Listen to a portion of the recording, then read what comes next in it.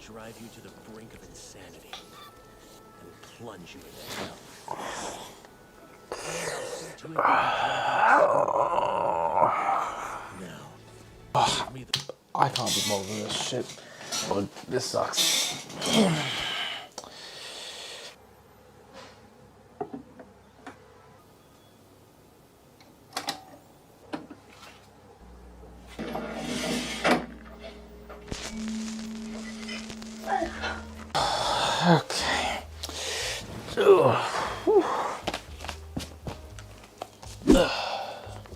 Anime's too boring these days.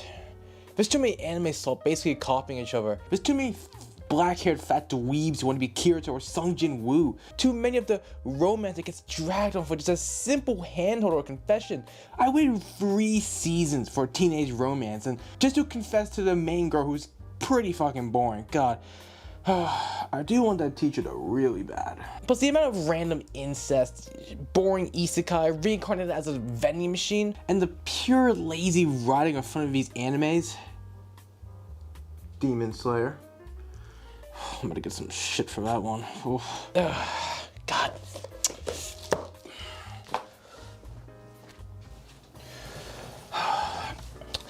Jesus, man. I just feel like I can predict every anime that's coming out these days. Like, the character tropes, the fights, how the story's even gonna end. Even when the character's gonna probably die in the series. I don't know what it is, but there's just no love and passion for the media, for anime at the moment. And I don't know, most shows for me right now just feel really boring and unoriginal. And just extremely unpredictable.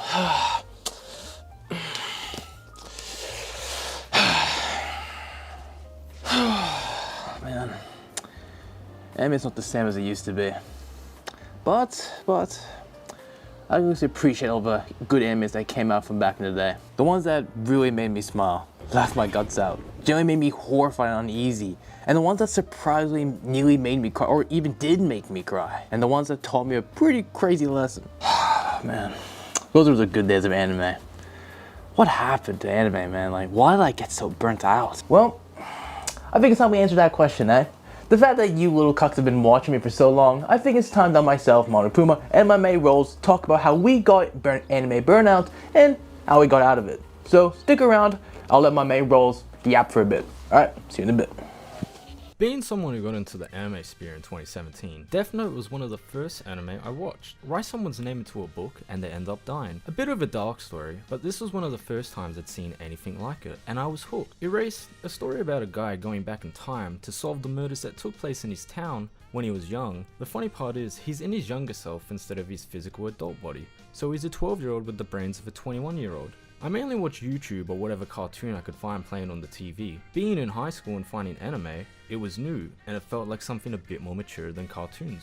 My burnout story was pretty simple. It's a long one for me, so I'm gonna skip a lot. I was so engrossed in anime I wanted to learn the language. My parents both only spoke English, so I didn't have a starter kit into any language. I kid you not, I mainly listened to intros or just Japanese music from 2018 to 2020, refusing to develop my English taste in music. Look at how many times I listened to the Erased opening. I was walking home from school one day with a mate in a grade higher than me, and we somehow got to this topic of learning Japanese. He would put me on the something called AJAT, or Japanese all the time, and MIA, the mass immersion approach. The quickest way I could explain it is watch 4 hours of anime a day without subtitles, or any form of Japanese content, but just mainly having Japanese being played as often as you could.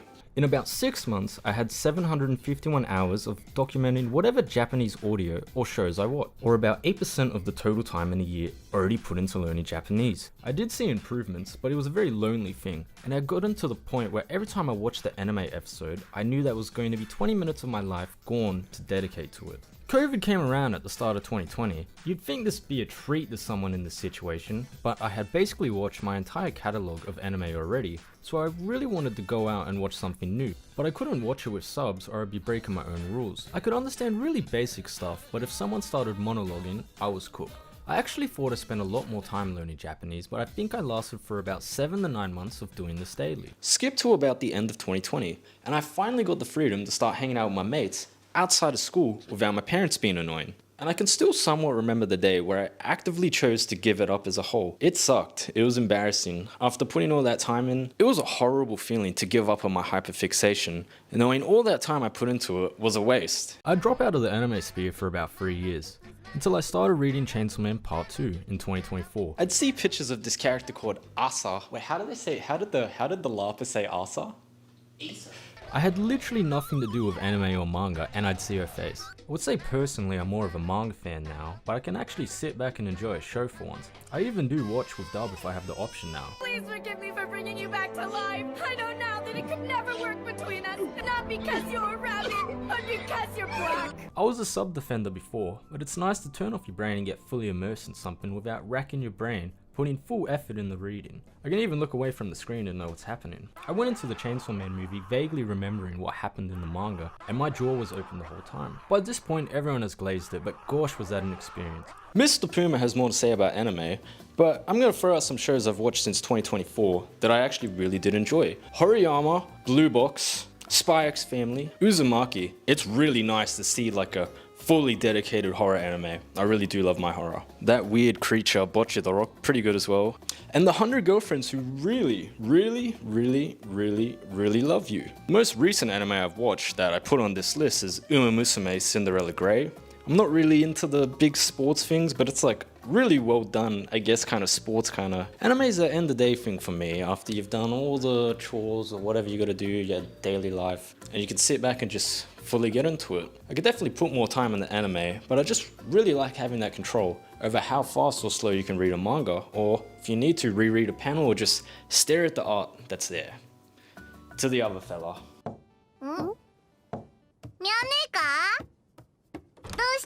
Now my experience with Burnout is very different to Rolls, so for the sake of this video and not having to yap so much bullshit into your ears, I'm gonna keep this really short, right into how we got Anime Burnout. Just scrolling through my anime list, there's a lot of amazing shows and absolute slop, but I enjoyed it at the time and really would watch literally anything. However, around 2023 to 2024 was where it ended.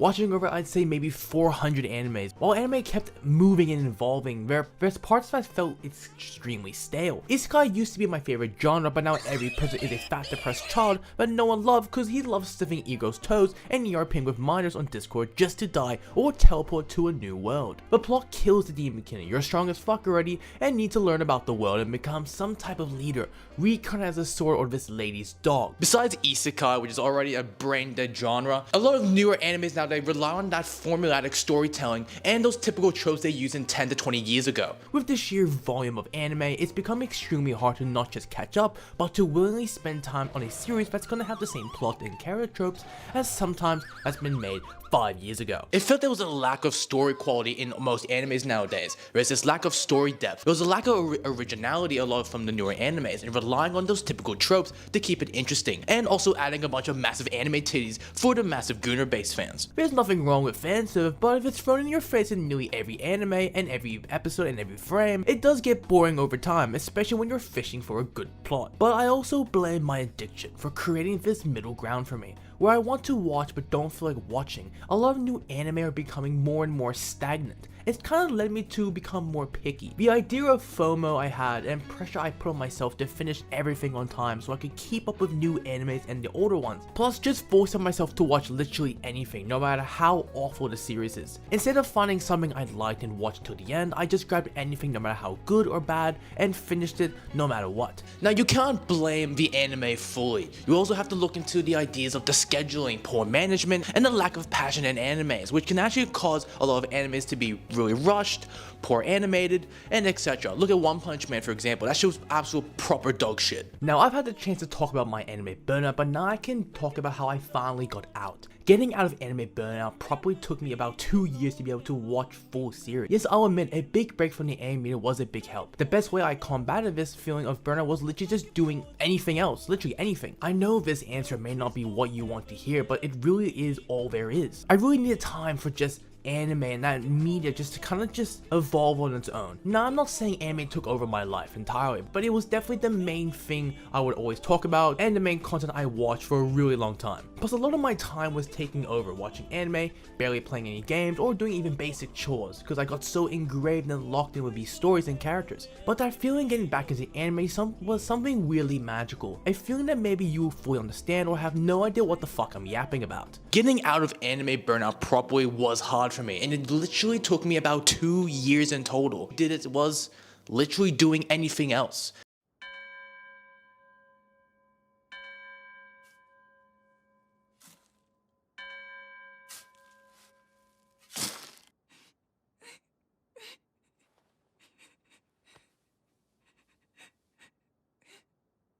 Now I know that's not the answer you came here for. This is literally just how it is in the anime right now. The amount of different anime slop that's out there in the world, the amount of different boring shonens, isekai slop, boring romances that lead to fucking nothing, and a lot of other gooner shit that's going around. Anime is in this weird zone where, well, I got burnt out because I watched too much of it at the time. I just needed a break, and that 2 years allowed the anime community to just really push forward and evolve and create more original ideas. The reason I got back into anime while my burnout is finally gone is thanks to 2 animes. Somehow they're not animes that you would expect or something on my immediate watch list, but that was the Apothecary Diaries and Blood Blockade Battlefront. I don't want to go into heavy detail, but this anime for some reason made me want to watch more anime and give it another chance. The simple story and large number of side quests, amazing character dynamics, the music, the stakes, the emotion behind some of the crucial moments between Mao Mao or Jinji really worked in creating this effective bond that started as nothing, but throughout the series grew naturally and became from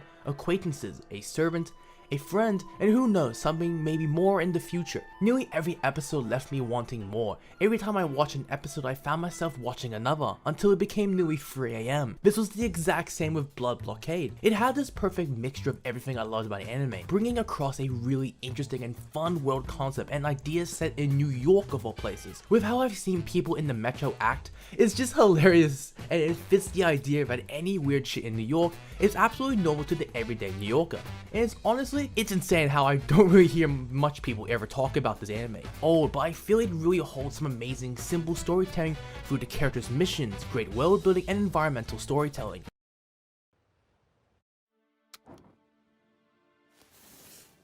The best way I can describe this feeling was a kind of like a fire. It sounds cheesy, but I don't really give a fuck, because this was how I felt. My love for anime was cold, very small embers were around and about to go out. That drive was fading away. However, over time I added small amounts of fuel to that ember, a special kind, and from there, the fire got brighter and hotter. It's weird to describe, but it feels as if my drive for wanting to watch anime just went to this forbidden gear again. That gear that lets you drive for hours on end with no worries about the world around you. To add on to this feeling, it must be this feeling of not needing to worry. It felt as if the moment I finally found this small bit of fuel for my fire, it opened a massive door for more possibilities. Because of how much slop is out there right now, I've become so narrow-minded. But these 2 shows allow me to understand that this feeling and this drive and eagerness to discover amazing stories. Right now, anime has helped me gain a new perspective of how I take some information or messages they try to convey. The worlds in these shows seem brighter and full of passion and love. The music has a deeper meaning and hits harder on every beat. No matter how unimportant or crucial it can be,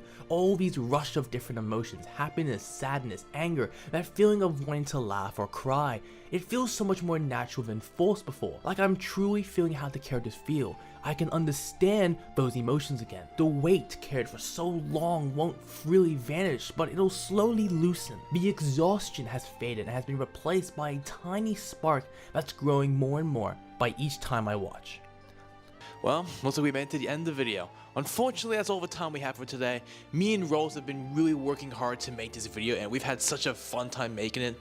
This anime burnout really hit home for both of us. So hopefully, if you watched to start the end, thank you so much. I hope this video really hit home for you too. And all I can say is, thank you so much for watching. Please like and subscribe, comment if you want more stuff like this, and we'll talk to you boys later. And peace. Monopooma